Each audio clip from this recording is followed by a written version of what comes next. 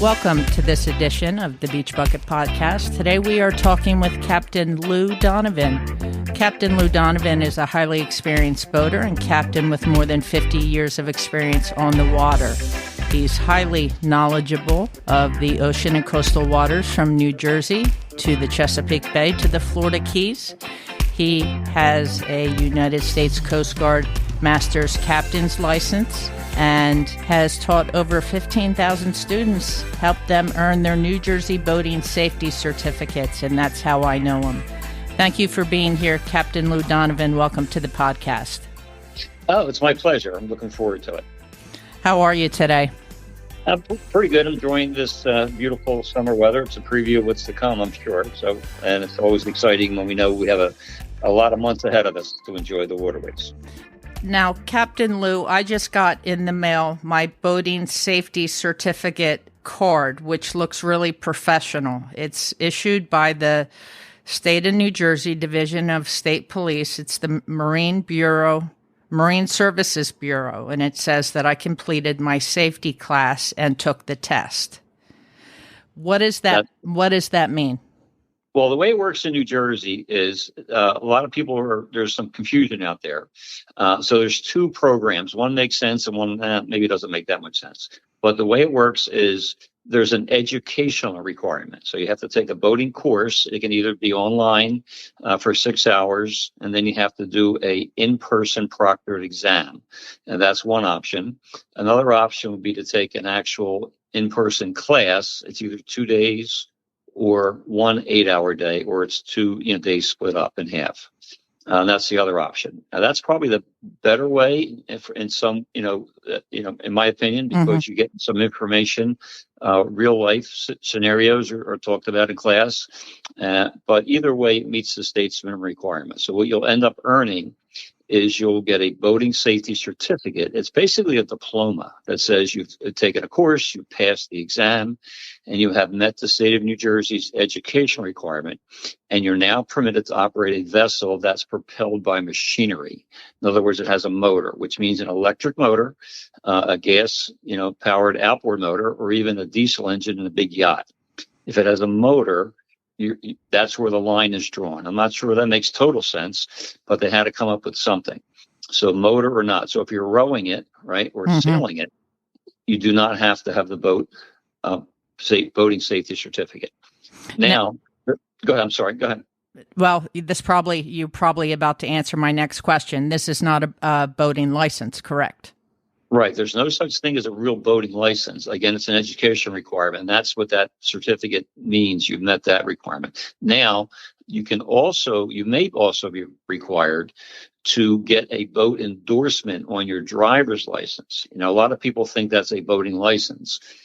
The only time that's ever been required, and it still is required, is if you're going to operate a boat on a non-tidal waterway. In other words, it doesn't have tide change. And a great example of that would be a lake. So a lake doesn't go up and down with the tide, or it could be a river that flows one direction. There's none around here in southern Jersey, but there might be one in North Jersey. So anyway, if it doesn't have tide change, non-tidal waterway, New Jersey has a additional requirement, not instead of, additionally, you have to go to DMV, pay a fee over and over again, $18 currently for 4 years. And they're going to give you something that shows you paid that fee. And that's the word BOAT on your driver's license. So that's a boat endorsement. And again, the only time you'll ever need to present that is if you're on that's called a lake in New Jersey, and your boat has a motor. Now, there's a couple exemptions to that, and it's very confusing. I'm not sure I'll even go over that, but okay. But depending on how many batteries you have and how long the boat is and all that, you may be exempt. But I would say if you're going to be on a lake in Jersey, I would get it. This way you have that. And then you'll get a white card, the certificate that you mentioned you got already. And the third thing you always have to carry is a registration. So to simplify it, you always need 2 documents driving a boat that has a motor: the boating certificate and the registration. Now, the third document that may be required is the boat endorsement on your driver's license, and that is only required if you're on a lake, and that's how it works. Got it. Good to know. As summer's approaching and we're getting close to me taking my new Wave Runner out, what do I need to know that it's ready for the summer and that I have everything I need to be safe? Okay. Well, that's, I could talk about 4 hours on that question. Well, I'm But talking about just basics before yeah, I even I am know. putting it on the water. I understand. Yeah, but naturally, you want to make sure it's mechanically sound, and you could always do proper maintenance on any boat. Remember, a personal watercraft is a boat. A lot of people think a personal watercraft is just some little toy. It's not. It's an actual boat. It's just that, has its own classification of power vessel. But once the vessel is in good operating order, then it's really important to understand where you're going. A lot of people think when they're out on the water, the water, it's easier than driving a car. There's nothing to worry about. That's, no roads to follow. We can just go flying around. In New Jersey, we have a lot of issues with shallow water, a lot of spot sandbars, right? And the other issue is we don't have the benefit of watercolor to maybe show those as you approach, those spots. Like in Florida, for example, the saying is if it's brown, you'll run aground. Mm-hmm. If it's blue, sail on through, right? So in Jersey, the water and the mud is the exact same color. And I've seen, when it's dead calm, when the water's like glass and mud, you can't even see the difference. It looks like water still, and it's the mud, and then the water's right there. So it's really, the colors really don't make the bottom stand out. So you have to know before you go what you're getting yourself into. So you have to get somewhat familiar with looking at a nautical chart. So that's the official map terminology for use on the water. So you really, before you go, and you get free charts online at noaa.gov, NOAA.gov, or you can go on your phone. There's a couple of navigation apps you can get, and I'll go over all my apps at some point, maybe that will help a lot of people with different things. But you need to see that, hey, if I put my boat in at this ramp, if you're going to be boating an area, you need to know that, hey, I can go this way and I'm not going to run aground, because we have a tide swing here too, right? Mm-hmm. So a lot of people think if you go at a high tide, it's safer. Well, in some ways, yes, but I think it's actually safer to do a reconnaissance mission at dead low tide. So if you're going to be boating, say, in Ocean City, like we're going to be, you want to go out at dead low, maybe full moon or new moon, which is every 14-day difference there. And that's where the tide is more extreme. And then you can see all the trouble. It's amazing when they drain the bathtub, all the toys that show up. You're out there, riding around and say, oh my God, look at all that mud. Look at that. Oh my goodness, look at that. It's unbelievable. So that's really good advice, I would say. That makes a lot of sense. Go out at dead low tide. And I always say it's better to do it in someone else's boat the first time. You know what I'm saying? No, but you want to go out and look around and just see where everything is. And local knowledge is better than any chart. If you know that you shouldn't go there, or you've seen it before at low tide, that's where it really sinks in. To have to, interpret a chart and then apply that when you're out there running around is sometimes more difficult, So again, what do you say? What do you do to get ready before you go? Make sure the vessel is in good shape. That, in your case, a personal watercraft. And that's the official name, by the way. People say wave runner, jet ski. It's really a PWC is what it's really called. And you need to know where you're headed. What are you doing? And there's some more navigable waterways around Ocean City, like the Egg Harbor River is one of the nicest rivers to run up, and that's nice. But getting there, you might have some trouble, depending on where you're going to. The channel system, the markers, the system we have along the coast is sometimes confusing, but there's a way, and if you want, I could get into that now or later, how the markers are set up. So you need to know whether the red's on the one side or the other side or the green. You need to know all that kind of stuff. And just because there's a marker there, it doesn't mean you have to follow them to be safe, because there could be plenty of water on both sides. That's where a chart would come into play. Just see, hey, where you're headed and see what you got going on before you get there. So I say they're the probably two most important things. And then, safety equipment, there's naturally, you have to hold a list of stuff like, things you should have, like a way to communicate in case there is an issue. And the proper way to do that is a VHF radio. I'd have a cell phone as a backup. You should have a tow rope in case you're jet ski. I'm with you jet skiing, right, Gretchen? And your jet ski dies or mine dies, and we're Mm-hmm. together. Oh, I'm glad you're here. That's wonderful. Now what, right? We have no rope. So we should have a little piece of rope, a line, so I can tow you back, right? So that Sure. kind of little things can make a difference. What are the common mistakes people are making when they first start boating? Well, with boating is they think they know how to do it, so that's the if you're going to take up skydiving, right, or you're going to fly a helicopter, you pretty much know you got to have somebody go over all the buttons with you. You know what I mean? Sure. But with a boat or personal watercraft, people think, it's not that big of a deal, right? Mm-hmm. But you need to know a lot of things, and the most important thing is you don't have any brakes, right? And it's very important not to put yourself in a bad position in life, right? For sure. But out on the water, that really, really is true. You should never you should never put yourself in a position where if something goes wrong, you have some sort of accident, right? And one example of that is riding too close to someone. And in my class, I go over a lot of stories and tell a lot of stories about things that went wrong for people for a positive reason, so that you can understand that, hey, this person was killed or there was a horrible accident, and this is why it happened. So never put yourself in that position. And one position that you definitely should never put yourself in is riding right behind somebody. And I know why people do that, because they're on the highway, they drove to the shore, and they're on, Route 55 or the expressway Mm-hmm. or or the parkway, and they're riding right behind the car in front of them going 70 miles an hour, right? So now they get on the water, they get in their boat or jet ski, and they're going out with a friend, and they're riding right behind the friend, right? And I understand why they do that. That's wrong. You should never do that, because if that person stops, your instinctive move is you're going to let go of that throttle. And not only do you not have brakes, you give up your ability to steer. You Mm-hmm. cannot turn, right? So that's something you have to know forever, that this vessel, and what you should tell yourself is, this thing has no brakes and I can't steer it. And I could tell you 10 stories where people have had horrible accidents because they were riding too close to someone. So if you just stay away, give yourself a lot of room, in case somebody stops, because jet skis will slide before they stop about 300 feet.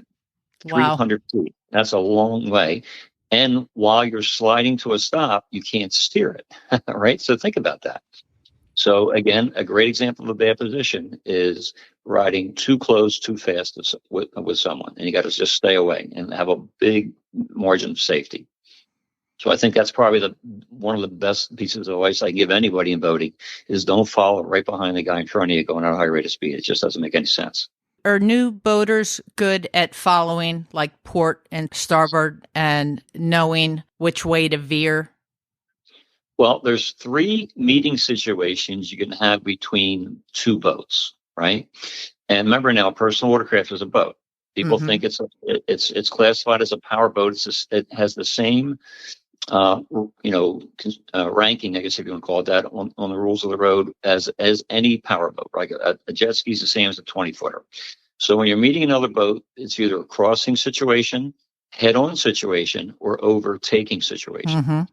So that's something to know. And so if you're crossing paths with another boat, and if there's a risk of collision, there's a standard in place where one boat is supposed to make a move and the other boat's supposed to not move. One vessel is called the stand-on vessel, and the other one's the give-way vessel. So if you have the right of way, you're called the stand-on vessel. Mm-hmm. If you don't have the right of way, you give it away. You're the give-way vessel. You give it to somebody else. So if I'm meeting you in a crossing situation, right, crossing paths, like a 90-degree angle, for example, the boat on the right has a right of way. So the way you can remember that, I think, is to just think, hey, if you're right, you're right. Mm-hmm. Whoever's right is right, right? So the boat up on the right has the right of way. He's supposed to continue on his course and pace. And the other boat, right, would turn behind him. The best way to avoid a collision is to cut behind somebody. Mm-hmm. Just like if you're crossing the street and there's a truck coming and you think I can make it. Well, maybe you're going to trip and fall and it may not be good, right? Mm-hmm. But if you cut behind that truck, there's no way he's going to hit you. You know what I mean? Mm-hmm. So if everybody cuts behind the other, if you cut behind that person, And that's just a wise move. So that's a crossing situation. That's assuming you're both in power boats, right? Now, if you're head on, you're on a jet ski and I'm coming right at you, right? Now, what's the procedure here? Well, you're supposed to turn to the right, just like you would a car. You pass port to port. Now, port is L-E-F-T, port, P-O-R-T. That's the left side of a boat, right? Starboard is the right side of a boat. That's the bigger word.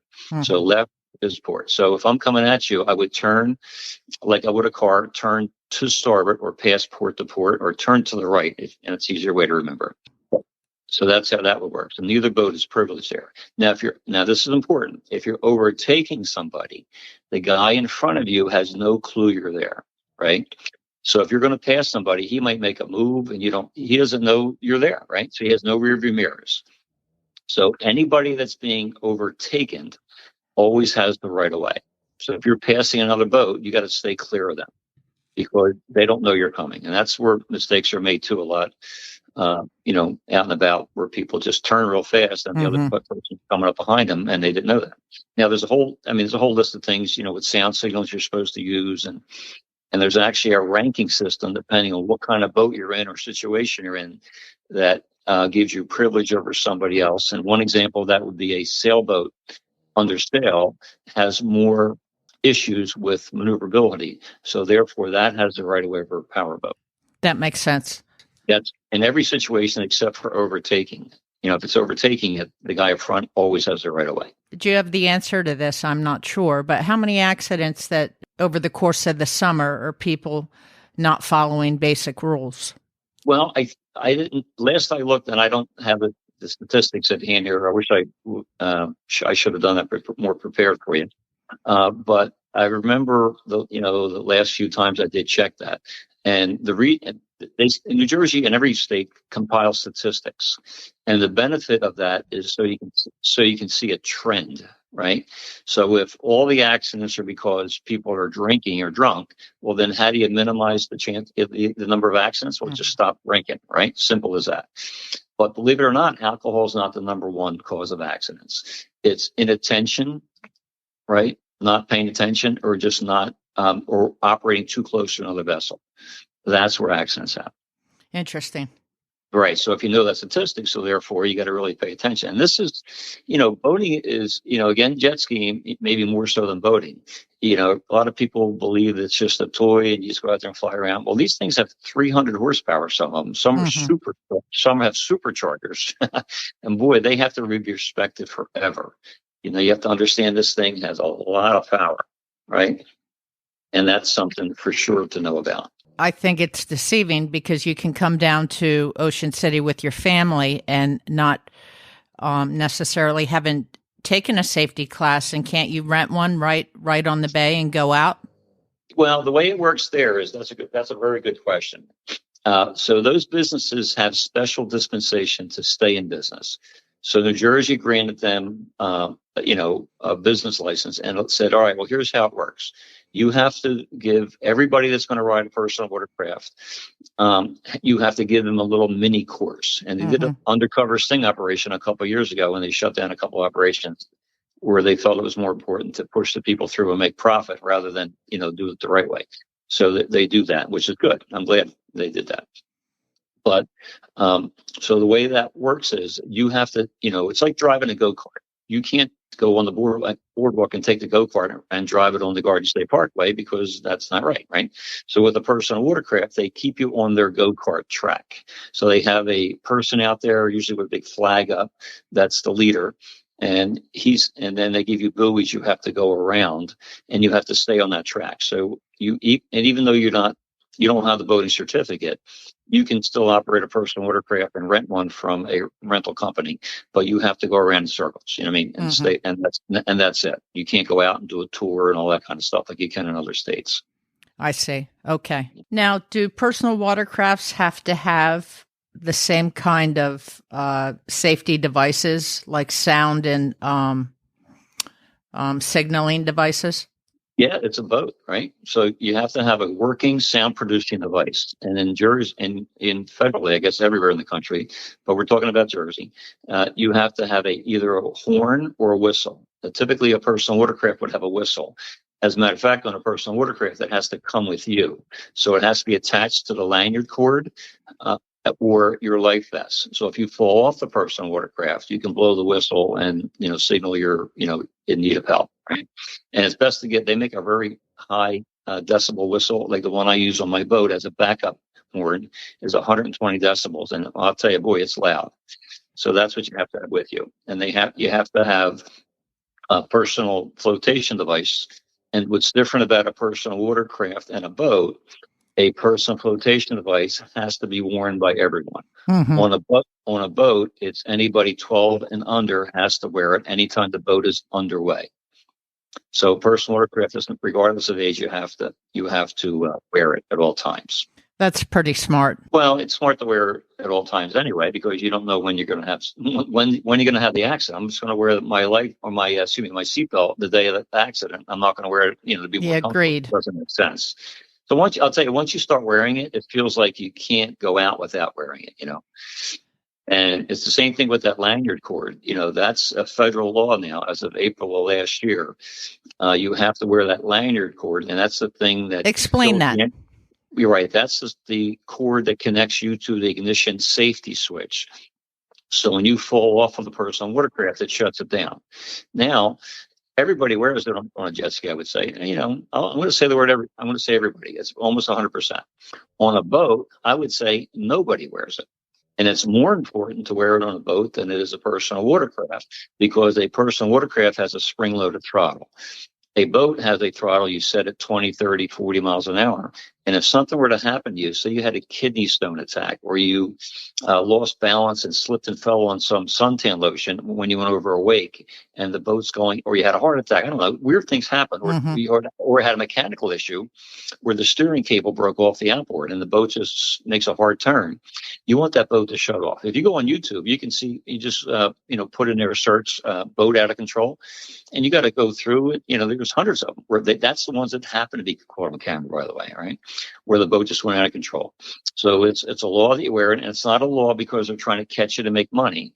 The reason they have laws is because they know better, because they're involved with all the accidents that happen, and the company put extra dollars into this machine, right, and devise this system that makes it safer for everybody. And you should use it. Definitely should use that lanyard cord on a boat, as well as a personal watercraft, for sure.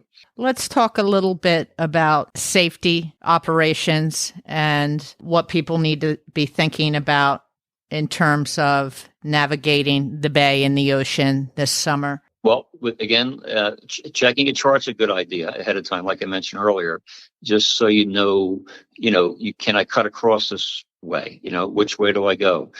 Where it's deep enough. The safest time to go out, I think, is low tide, because you see all the trouble. And the other benefit to that is if you do get stuck, right, the water's coming in. Right? If you go out where the tide's going out and it's 8 o'clock at night and you get stuck, well, it's getting worse and worse, and you're going to really be in trouble. You know what I mean? So timing it with the tide is a good thing too. But the way that the roads are set up, if you want to call it that, the channels, is there's two systems. So right in Ocean City there, you have a combination of both, right? There's a phrase, red right returning, and that applies to the red markers are kept on your right side in some cases, right? And when that applies, and there's two color markers. Let me start with that. There's green and red. Red is always a triangle and an even number, and green is always square and an odd number, right?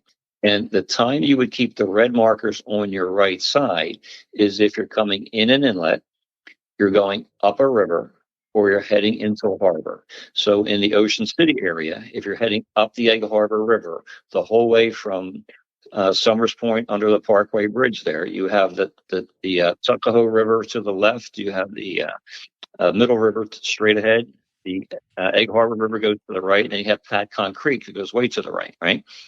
So if you went up the Egg Harbor River all the way to Mays Landing, I think it's 14 miles, as you go up that river the whole time, red on your right when you're returning from sea is what that means. So you're heading up, that's when it applies, up a river, in from the ocean, or into a harbor.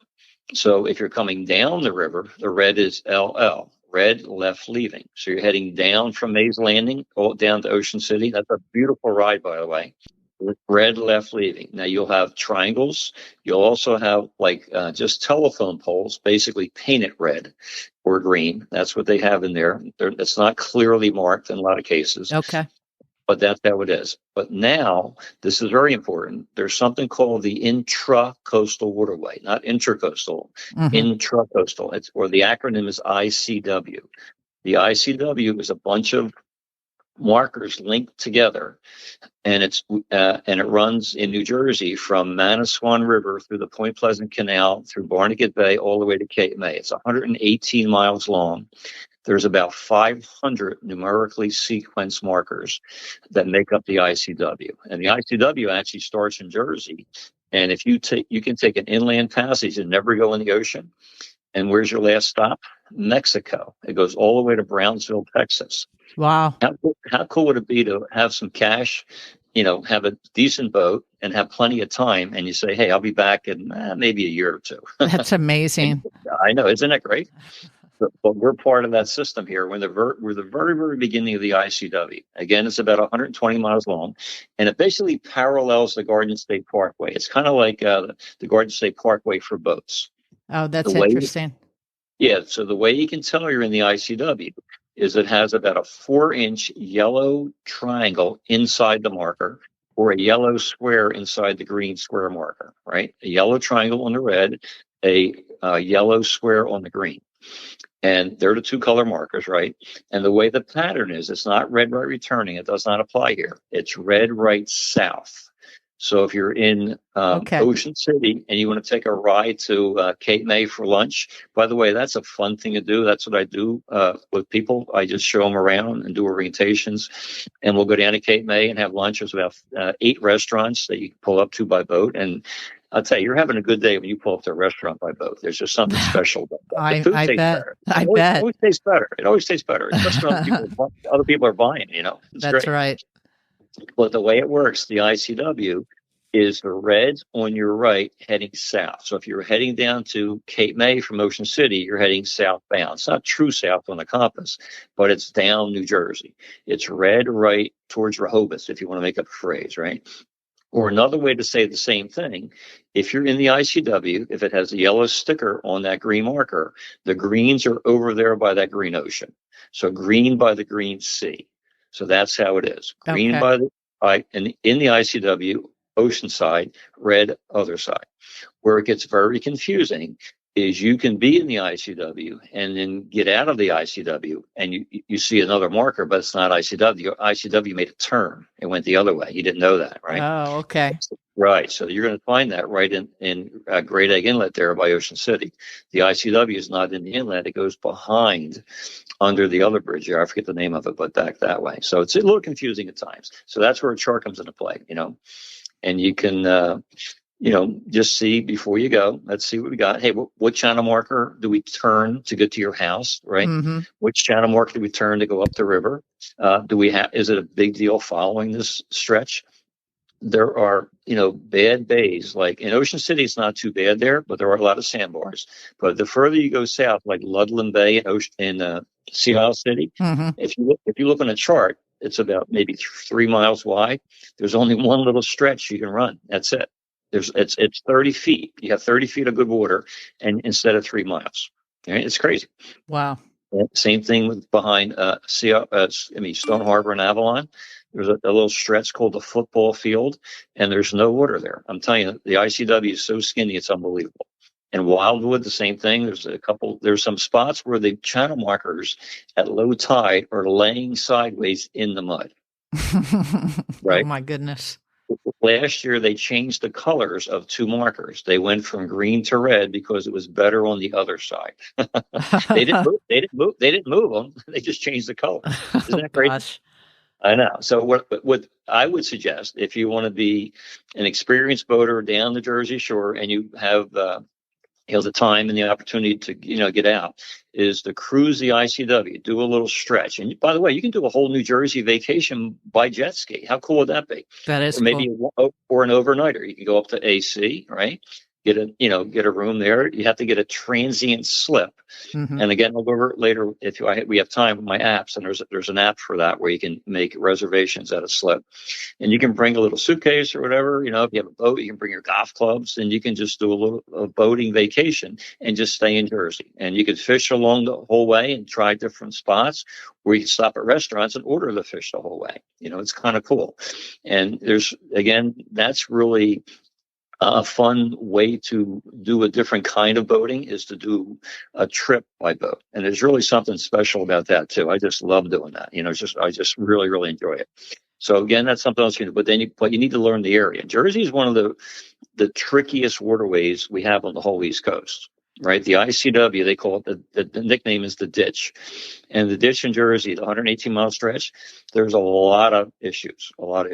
But Why if you know is that? it's because it's so narrow and shallow. Is it just the terrain of the pine barrens through there and the swamps? It's just over time, Mother Nature has filled in, and the mud's creeping in.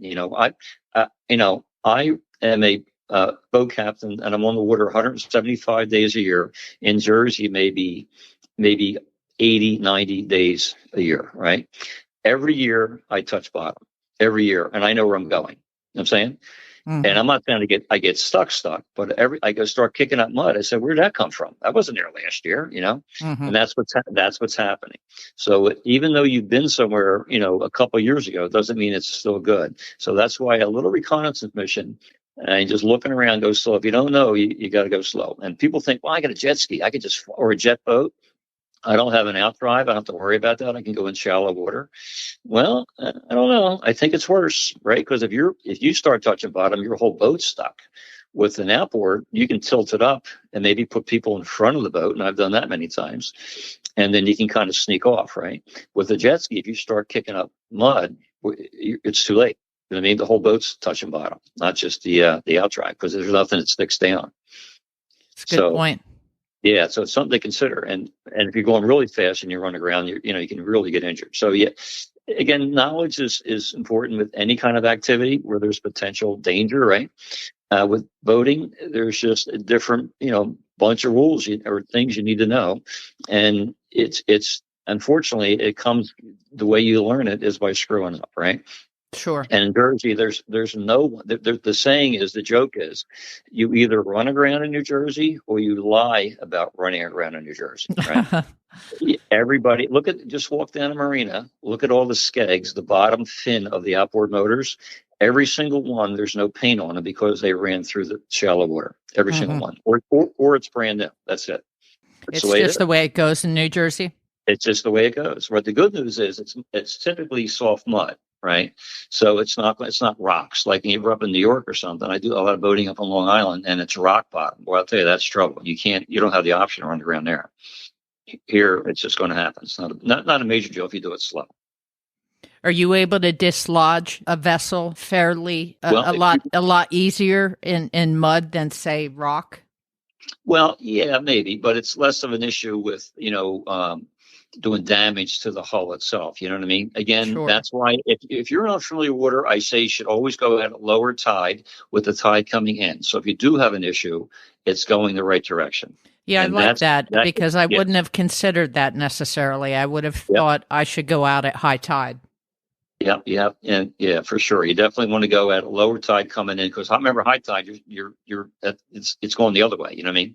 Makes a lot of sense. Yeah, and then again, one thing I didn't mention, which is I guess people would assume is a good thing to do on their own, but you have to check the weather. Weather is probably the most important factor in you enjoying a trip. A lot of people that are new to boating, they go out on a beautiful day like today, right? It's just one of those like 85, no wind. Weekday, and you're off. It's not real crowded, and you went out and you had a great experience. You went fishing, you got a bunch of fish. You went crabbing, you got a bunch of crabs. You went to a restaurant, you had real good food, and you come back and you say, you know what? I think I got to get a boat. How much fun was Hmm. that, right? Hmm. Or you go out where, the guy didn't do maintenance and he can't start it, or it got stuck, and, he didn't know where he's going, didn't understand the waterways, and got stuck 2 or 3 times. And we go to a restaurant, they're closed on Mondays. I didn't check that, and then, oh, now there's a storm coming in, get rained on, and Yep. you come back, you say, man, boating sucks. I'm never going to get a boat. That's horrible, right? Well, it was the experience that you like, not necessarily the boat itself. You know what I mean? There you go. So a lot goes into nothing happening. You know what I mean? You got to put a lot of, maintenance and research and preparation so that your experience is wonderful, right? And you want to do it every time. And when something goes wrong, something can go wrong really quickly. Well, it can, right? So, but every single boater will break down. There's just the way it is. I break down 4 times a year, and sometimes in the slip, and that's a beautiful thing. But if you're out and about and you have trouble, you have to have a way to communicate. So I think probably the most important thing to have is, a way to call for help. And the proper way you do that on the water is a VHF radio. So on a personal watercraft, it's not required by law. It's actually not required by law on a boat, which is kind of nuts. But you should really have that. That's the way you get a hold of the authorities. There's a feature called MMSI, which is Maritime Mobile Service Identity. So if you do buy a handheld VHF radio, it'll have a GPS. You should get one that has a GPS built into it, and get one that floats, by the way. That's best. Mm-hmm. And if you hold the button down for 5 seconds, it sends a signal out that says Gretchen is in trouble at this latitude, longitude position. Boom. They start a search and rescue. So what that does, it takes the search out of a search and rescue operation because they know where you are, right? And it's a free service. It's called MMSI. MMSI. So, yeah, Maritime Mobile Service Identity. But you have to sign up for the number that you punch into the radio, and you do that for free on the U.S. Power Squadron website. Or if you're not a Boat US Foundation member, you can sign up, and you have to pay a little bit. Or I would just become a Boat US member, and that's a great organization, a great website, and they have a great magazine that they send out to you every few months. But that would be something that I think is critical. Matter of fact, when I do boat deliveries, I have 2 VHF radios with me just in case one battery might have not been, charged, or just died on me early, Mm-hmm. just in case. You just never know. But that feature with that button is great. So if you're by yourself and something happens, you pull a muscle, or I don't know, like you said, you never know what's going to happen, right? Is that one piece of equipment you're not going without? Never without a radio, ever. I have a bag, I have all my stuff in it, but that's something you have to be able to call. Now, people say, "Why have a cell phone?" Well, cell phone, have you ever been in a dead spot in Jersey, like down, and you're on land, right? How many cell towers have you seen out on the water? Well, there's none, right? Of course.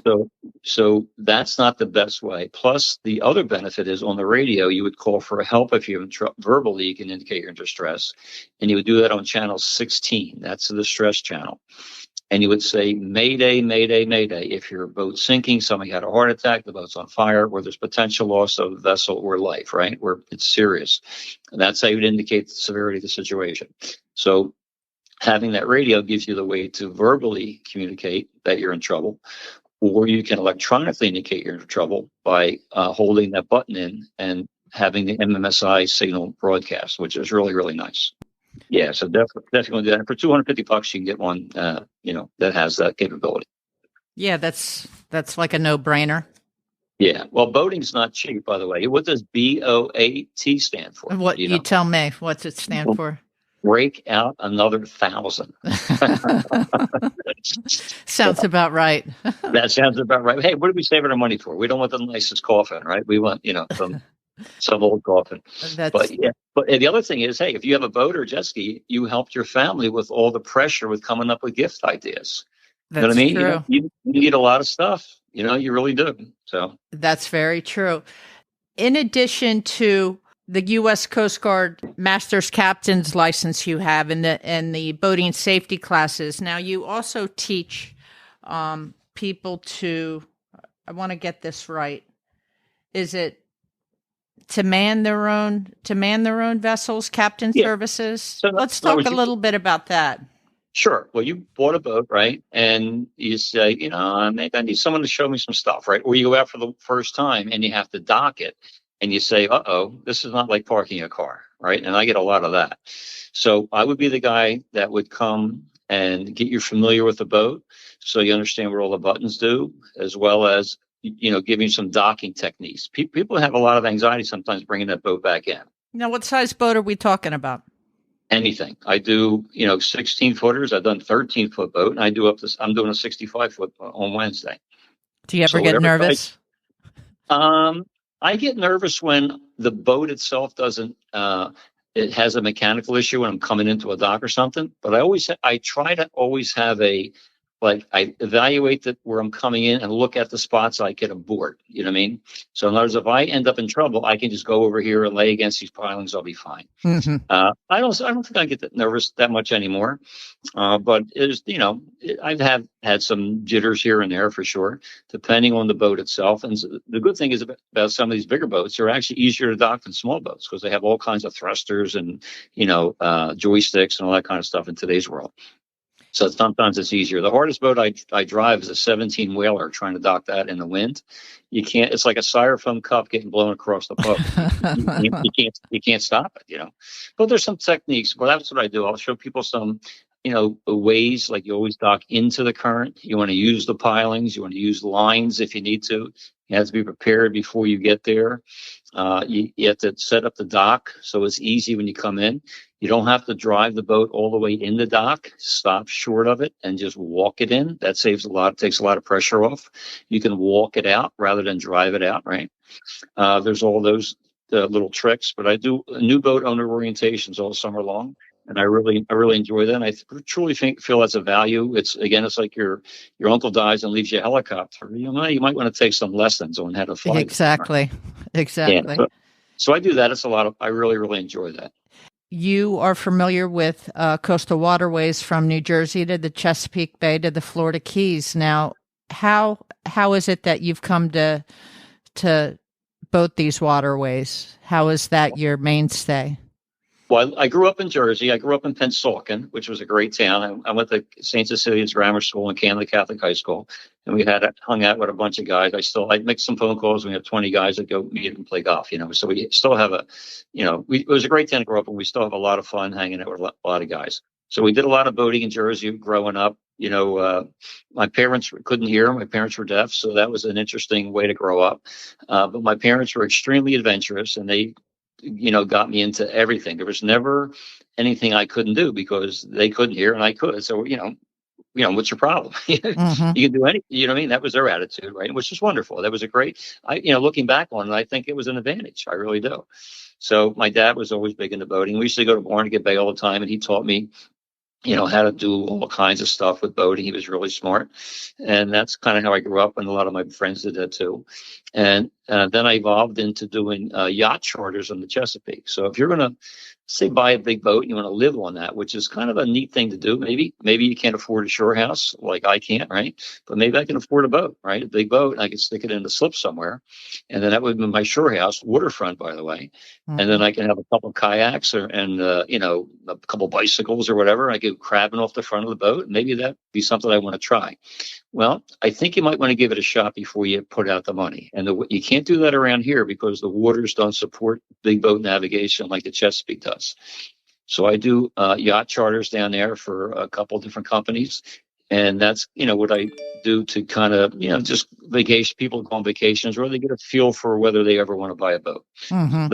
That size. And then as far as the Keys, I don't really run from here to the Keys, but I just live in the Keys in the wintertime. Nice. And yeah, my joke is I tell people I live in the Keys, but I spend 8 months in New Jersey, So. And that's heaven on earth, by the way. Be careful. Don't go unless you have the option of staying, because it is really nice. It's just unbelievable. You can see 70 feet to the bottom. 70. Oh, wow.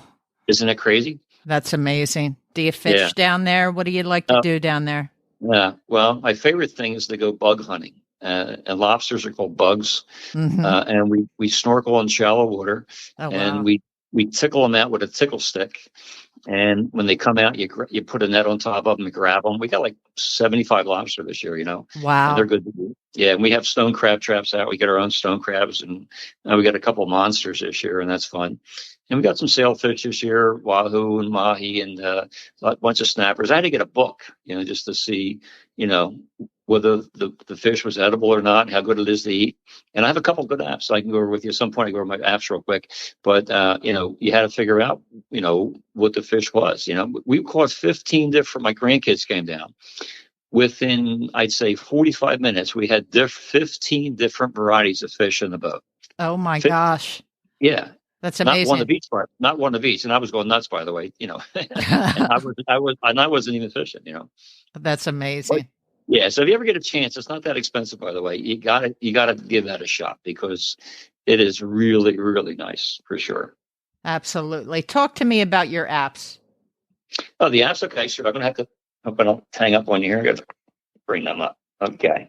So for boating apps, again, weather is huge, right? For have an enjoyable experience or being safe, right? So you have to check the weather. And I've talked to, captains that drive oil tankers around the world. And I played golf with a guy that did that. And I said, well, what can you tell me about boating with that kind of boat? He says, Lou, you got to check the weather, right? You got to respect it. So, and I'll never forget that. So I use weather, everybody has a weather app. I use WeatherBug. Now I have a Doppler radar app. I use one called My Radar. So I can see if there's pop-up systems in the area, which means, you know what, you got to watch out for that. Or if it's a line of weather coming, I can see and maybe time and an activity I might have or know that I can't go and I got to cut it short. Mm-hmm. So having Doppler radar or something, I think you have to have, and I check that all the time when I'm out there. I have an app just called Lightning, what's really good about that is if you see rain coming, is it full of lightning or not? Now, what's different about that app is that is a history of weather, not a prediction of weather. You know what I'm saying? Mm-hmm. Which has happened already. So you can see whether a storm has lightning in it or not. And, I'm not afraid of a lot of stuff, but boy, I'm definitely afraid of lightning. Sure. Because if you go on YouTube, look at boat gets struck by lightning and look at a couple of those examples, and you'll see why. I have another one that's really, really good. It's called Wind Finder. What that does, wind, WIND, right? Wind Finder. Okay. It's a red app with a little propeller in it. And what that does, it gives you a prediction of how the wind's going to be and how it's predicted to change through the day. So sometimes it'll say, 4 knots, 8 knots, 6 knots, and then it'll go to 25 knots, right, at 12 o'clock. So you have to get off the water way before that because they might not get it right. And a knot is 1 nautical mile an hour. So a nautical mile is 6,076 feet, and a statute mile is 5,280, right? So a mile per hour is a regular mile, right? A statute mile per hour, and a knot is 1 nautical mile an hour. It's roughly 15% difference. So the simple way to think of it is, if an airplane's flying at 100 knots, it's really at about roughly 115 miles an hour. So if you're saying it's blowing at 20 knots, it's really 23 miles per hour. So it's understating a number you might think, think it is, right? So anyway, Wind Finder, you can set it for miles per hour or knots. And it gives you maybe a 7-day. And it's, long range in any weather thing is wrong, right? It's never right long range, or it's maybe kind of close. But don't, take it with a grain of salt until it's the day before, I would say. And even that can be wrong. But it gives you an indication. If it's saying it's going to blow 3 miles an hour, it's not going to be 20, right? If it's saying 20, it's not going to be 3. It's never exactly right. I should say never. It's rarely exactly right, but it's pretty close. So that's a good one. I have a couple navigation apps. So if you have a personal watercraft like you have, right? Mm-hmm. You can get handheld navigation to see where you are. Now you can get free apps on your phone that act as a chart plotter. And one is called Marine Ways, WAYS, or you can get one called Navionics. You can't get the Marine Ways on iPhone for some reason. I don't know why, but you can get it on Android. And they both, turn your phone into a chart plotter, which means it shows you on the map, right? And how you're approaching a channel, and they're color coded so you can see depth changes based on color. So if you see the white in front of you, you have good water. If you see it's going to turn into different colors, it's going to be shallow. And then all the numbers on the chart is how deep it is at average low tide. It's called mean low water. When you look at a chart and it says 6, 4, 9, 12, that's how deep it is in feet at low tide, right? And it's about right. Not always perfect, but it's close. And again, Navionics is another one for navigation. Navionics, Navionics. Okay. Yeah, there you go. And Nice. both of those, and you can pay a little extra. I'm cheap. I grew up in Pennsauken, right? So, why would you get a large drink when it's free refills? I would never do that. Exactly. Yeah, exactly. But if you do pay on these apps, you do get really a lot of nice features. And the one I was talking about earlier for making arrangements to stay at a transient slip, and that's what it's called when you stay like in a motel overnight, right? A slip for your boat is called DOCKWA, DOCKWA, DOCKWA. Okay. And that would be one where you can see if they have openings for you, put in how big your boat is, they'll tell you how much it is, and you can reserve a slip. And, it's awesome. Once you start doing that, I'm telling you, once you start like doing a trip, and you don't need a big boat, you can do it with a 16-footer. You can do it with a couple jet skis and just stay in Jersey and protect the waters, check the weather, right? And you can go from town to town to town by boat and, hang out at the dock. People that are hanging at the dock are having a lot of fun, right? It's just a wonderful community of people. But that's how you would do that if you're going to make reservations, DOCKWA. I have Google Earth just for looking at stuff. If I've never been somewhere before, I like to get an actual image of it from satellite. I have a fun one I use for just seeing stuff. It's called marine traffic, and you can actually look at different boats that are out there. Say if you're out in the ocean, I do a lot of ocean fishing. I can see what the name of the boat is that's out in front of me, and I can call them on a radio if I had to for some reason. It's just called marine traffic. There's a system out there called AIS, Automatic Identification System, where they're broadcasting the information over the VHF radio, what kind of boat they're in, like a tugboat or oil tanker or whatever it might be, and the name of the boat. So if you had to call them, so that's what I can look at. I can look that up on Marine Traffic app. I have the U.S. Coast Guard app, which is really good if you're just playing on your phone. You can go on the U.S. Coast Guard app, and there's 9 different things you can do on that. And one is you can check wave heights from buoys, get the report from the buoy and what the water temperature is, things like that, as well as looking up the actual rules of the road. Like if you just want to know what the actual official rule is for passing someone head on, like we mentioned before, it gives you the actual rule, so how it is. Nice. And then I have one that's kind of fun, that's kind of neat so you're going to try to meet your friends on the beach. And they say, you say, where are you? And they don't have an umbrella for, the color identifying, spot, right? There's an app called What 3 Words. And what that does is it changes your latitude, longitude position into 3 words, right? So if I tap on this where I'm sitting right now, right, it comes in I'm in fruit volunteered lower.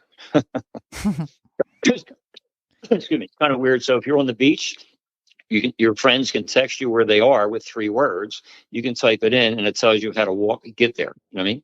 So if you're at a concert or something, this really wouldn't be for boat navigation, but and it's what 3 words? What is a word? The 3 is a numeral, and words is a word. That's right? Pretty awesome. Yeah, the numeral 3 words. I like that. And then it's pretty cool. Then I have one for tides, and there's all kinds of tide apps. Just get whatever one you play with or that has the highest rating. And the one I use is at ST2, Saltwater Tides 2. And with that, I can see, what the tide's going to be, 3 months from now if I plan a job or something, and I can see pushing an area and it gives me the tides. And that's prediction. So it's, not always exactly right, but it's pretty almost 99% right. But what's interesting about that is you see how high and how low the tide is. In New Jersey, we have a swing from 8 inches to 8 feet, depending on where you are, from high to low. In Waretown and Barnegat Bay, you only have about 8 inches of tide between high and low.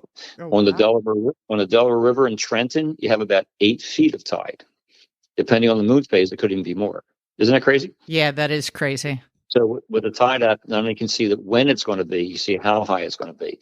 But again, if you're going to do a trip and you have all day to go out when it's just about low tide or just coming in a little bit.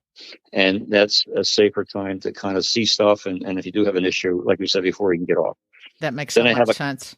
Yeah, I have a compass app just for, it just says compass, so we know which direction things are. And I have two fishing. These are my last two apps, by the way. I have two for fishing. One's called Fish Brain, and that's for freshwater fishing. And there are people on there just bragging about what they did, what they caught, and where they went, and what they used for bait. And fishermen are all braggers, If there's a way for me to send you a fish picture, I would on this podcast here. So we're all braggers for sure. But there's an app that allows you to do that, and it's kind of good for people to share that. And then I have another one for saltwater fishing. So if you're down the Jersey Shore in Ocean City or places like that, and you want to go flounder fishing, you need to know what the rules are. And sometimes they change. Or if you're going to go catch a sea bass, which is one of the best eating fish in the ocean, sometimes they shut that down. So you need to know what the regulations are. And not only does it tell you what's in season, and that's called Fish Rules, if I didn't say that already. Fish Rules, RULES, 2 words. And it knows where the phone is, right? And it knows what's in season. It tells you how to measure it, whether it's total length or fork length. Total length is from the tip of the lip to the tip of the tail, after squeezing it a bit, by the way. Or fork length is inside the middle of the tail, the shorter part of the tail. So you need to know that if you're measuring the fish, you didn't measure it wrong. And it also tells you under additional information whether or not it's good to eat, the edibility. It'll say excellent or, fair, all the way down to, poor. And if it says poor, it's cat food. Don't even tempt it, right? For sure. But that's a real good app. And sometimes there's even a recipe for cooking the fish. Isn't that cool? Oh, wow. That is pretty cool. Yeah. So that's Fish Rules. And I use that all the time, especially in places I've never been before. Like, first few times I went to Florida, it was great. Nice. How can people find you? Okay. Well, it's Safety First Boating School. So safetyfirstboating.com is our website. Safety, the word first, F-R-S-T, not the letter, or not the number, excuse me, safetyfirstboating.com. You can call me if you ever have a question, 609-217-7608. We do about 40 classes a year all through South Jersey, from Mount Laurel to Avalon, Vineland, Washington Township, Salem, places like that. We do a lot of private classes. I've done a lot of private classes for people that prefer to do a class in their house with a bunch of friends. I'm doing one this Saturday, so it's a lot of fun. I guess that's probably it. That would be the way to. Again, you can always call me. I always answer my phone. Well, I certainly appreciate you being on the podcast. So okay, thank you. That. Yeah, thank you, Lew Donovan, for joining us on the podcast today. Okay, it's been my pleasure, and I hope to see you out on the water.